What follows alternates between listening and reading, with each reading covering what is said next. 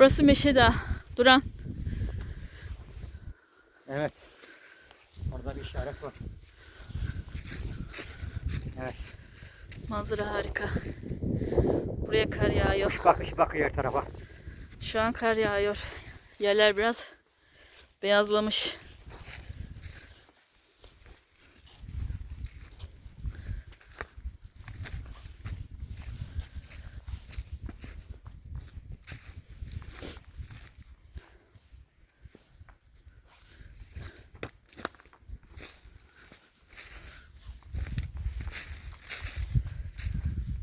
Ankara'nın çevresi ayrı bir güzel.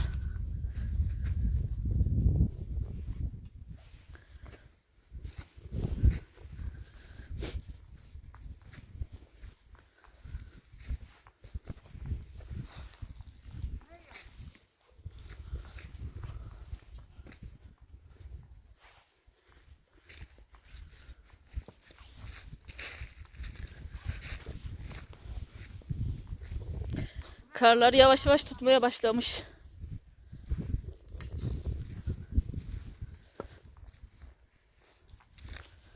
Evet. Kamp kurduğumuz yere geldik. Burada 2 gece gecelemiştik. Evet, burası eski kamp kurduğumuz yer.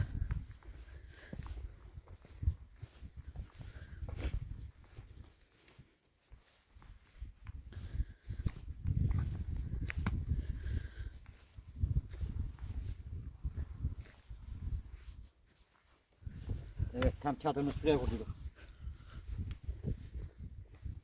Şuraya çadırımızı kurmuştuk. Aynen.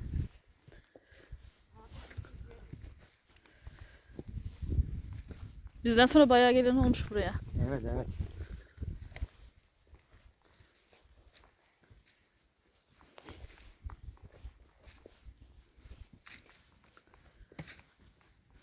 Zeyna'ya.